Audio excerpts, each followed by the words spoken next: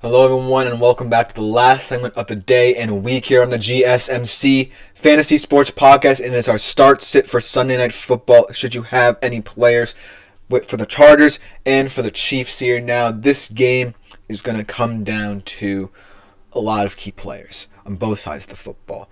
I feel that the Chargers offense is a little bit more clear-cut than the Chiefs, just because of the fact that the Chiefs can get going at any different time. We know that. We know that the Chiefs' offense can either be more stagnant or more potent than we think. On the Chargers side of things, it's pretty clear-cut now that we know that J.K. Dobbins is out. So without further ado, let's jump right into these different players, whether starting or sitting for Sunday Night Football, starting with the Chiefs because they are a little bit more complicated, did I say, because the Chiefs are a team where you feel like you know who the best players in terms of real life and fantasy are going to be, but it hasn't really translated this season to consistency. And in this game, against a divisional opponent who's wanting to potentially usurp you as the premier team in your division, different players feel like they're going to have to step up, but I'm not necessarily confident, even in the starting players, in terms of how they look in this one. But overall, I just went on my gut here in terms of who I feel will play the best. And I think that it all starts with Pat Mahomes. I think he is going to be the focal point in this one. I feel like the Chargers' defense is good enough to put him in different situations where you're going to want to generate a lot of pressure on him, and he's going to have to make quick decisions, which we know he can. And so I feel like as much as Patrick Mahomes has underwhelmed this season, he still is a difference maker. He still is someone who at the end of the day you're always going to want to rely on at any level. Real life, fantasy, what have you, whether you like it or not, because of the fact that not many people have been able to bring him off his pedestal.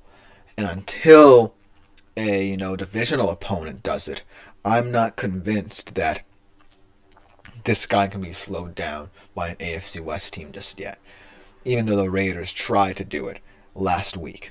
So look for Patrick Mahomes to continue his consistency against AFC West teams. I mean, they'll look pretty all the time, mind you, and it's not necessarily an indictment of him, but I do feel like it's going to stem down to his abilities to make plays out of structure in this one, and I think he's going to be able to do it better than anyone against this Chargers defense. And another guy who I think you should start, another usual suspect here for the Chiefs, Travis Kelce, because I feel like, the deep shot is not a huge part, or as huge a part as we thought it would be right now for the Chiefs. Obviously, you have two guys who can extend the field, and Xavier Worthy and DeAndre Hopkins, but I think a lot of stuff is going to be availed to you underneath if you're the Chiefs in this one, and Travis Kelce loves that. He lives in the middle of the field, and I feel like Patrick Mahomes is always going to look to him in moments of desperation, and that's always worked for the Chiefs. And why not have it work against a Chargers team that I feel like you can exploit in terms of underneath routes to get going. You don't necessarily have to take the top off them, even though a guy like Joe Burrow certainly could, and Lamar Jackson as well. But I feel like that's where Patrick Mahomes has been most comfortable this season. Maybe in other seasons that was a different case. But ultimately, if they want to move the ball and retain it, most importantly, keep it out of Justin Herbert's hands, then Travis Kelce's your guy. In terms of guys who I think are going to sit, let's talk about Isaiah Pacheco a little bit, because I could definitely be proven wrong in this one, because I know the Chiefs are a team that will love to get the run game going here and take the pressure off Patrick Mahomes, but I just feel like Isaiah Pacheco is one of those guys who can be effective for you, but not in the way you really want him to, because he's more of a chunk playback. He's not someone who's going to break one down the field, get you big plays. He's someone who's methodical in nature. And I feel like that somewhat stagnates the Chiefs' offense at some points, especially deep down the field in the red zone.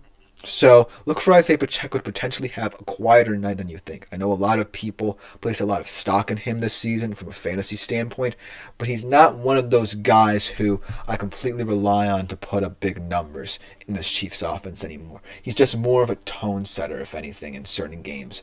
And at worst, in this matchup, he's just going to be a guy who's 3 inches in a cloud of dust, if you know what I mean. And then in terms of receivers, I think Xavier Worthy's the guy you're going to be looking to avoid in this matchup. I feel like a lot of people kind of sold him while the ceiling was high. And not for nothing, I wanted him to succeed in the league, but right now he's a little bit too raw.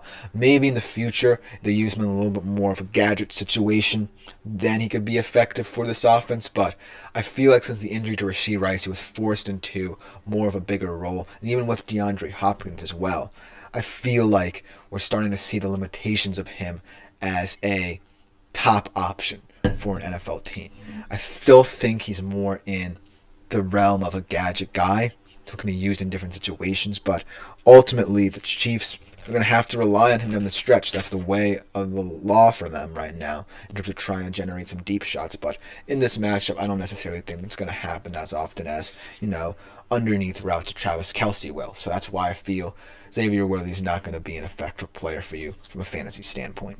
Now let's look into the Chargers side of things because it's a little bit more clear cut. Because right now, the big focal point right now, and the one guy you have to start for the Chargers and hope he can put up good numbers for you is Justin Herbert.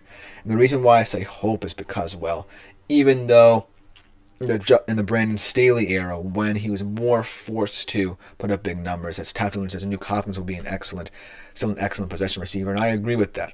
I feel like in terms of this offense, though, I'm not necessarily certain his identity is strong enough to go beyond what Pat Mahomes and Travis Kelce have developed, because in this matchup, I feel like there are going to be opportunities to be had where Mahomes can take a deep shot. It's going to be more about who you trust rather than trying to take that risk. Because granted, as much as I want to get off the bandwagon for the Chargers defense and get off the bandwagon of these 2 rookie corners in particular, they've been spectacular all season. They just had 2 games out of 14 or so in which they looked pretty mortal.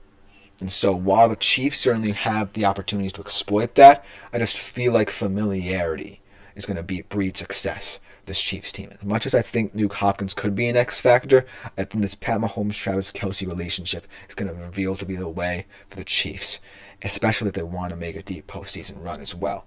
I appreciate Nuke Hopkins for what he is, but I just don't see it in this particular game right now.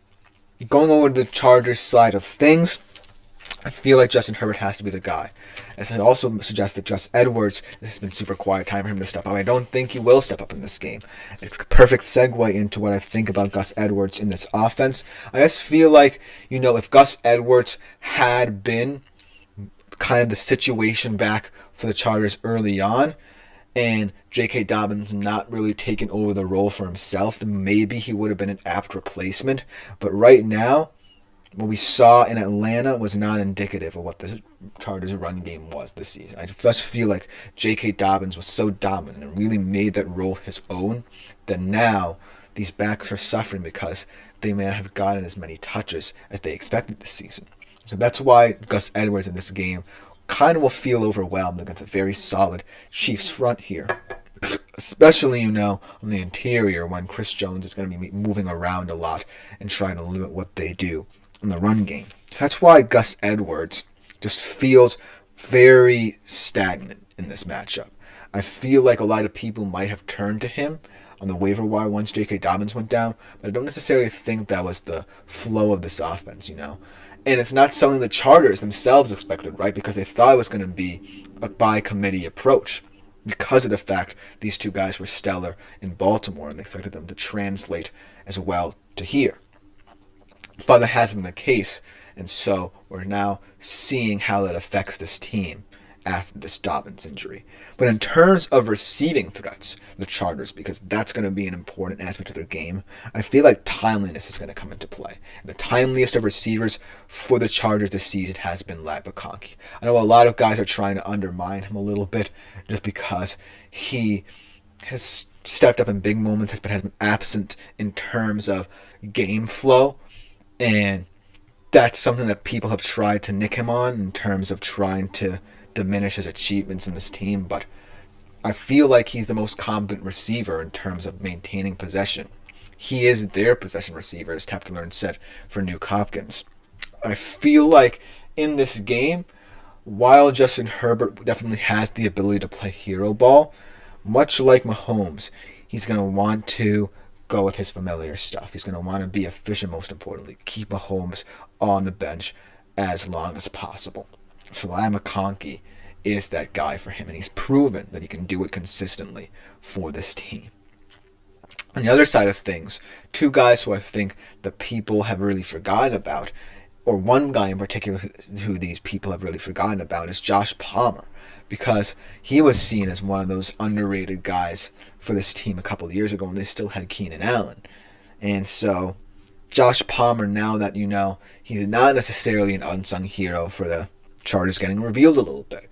He's not necessarily as effective of possession or deep threat receiver as we thought he was going to be, and he's really limiting, what Justin Herbert can do in certain areas of the field. I feel like Quentin Johnston could also be a play in this game just because of his verticality and what Justin Herbert might want to do in the downfield passing game in this one. But for the time being, Joshua Palmer has really lost his luster. I feel like he needs a guy like Keenan Allen to occupy certain areas of the field so he can get open for himself, but he can't necessarily create for himself, nor can he create for others. And I can't say the same for Ladd McConkey because he's proven he can open up different areas of the field for different guys. It's just a matter of Justin Herbert relying on him to do that over others as well. And that's where I feel like that's the trouble with this Chargers offense in this game. It can be stagnant if Justin Herbert's trying to force feed the ball to Ladd McConkey in this game. But ultimately, it's going to come down to familiarity, and familiarity is the Chiefs in this matchup. As Splashman says, home field will be huge in December against the Cali boys.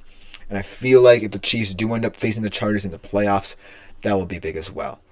Weather in this one I don't think will be a huge factor, but in the December months, as it gets colder, it will be in the postseason. And the Chargers might want to get the Chiefs while they're ahead in the regular season and try and save their pride for the offseason should they face the Chiefs again. But let me know what you think about this game in the comments, because that will just about do it for today's show. I've been Christopher Shepard. This has been the GSMC Fantasy Sports Podcast, brought to you as always by the GSMC Sports Network. Like, follow, and subscribe. Make yourselves available to the Super Chat, Super Thanks, and Super Stickers features here on YouTube. Other than that, I am out for today and the week.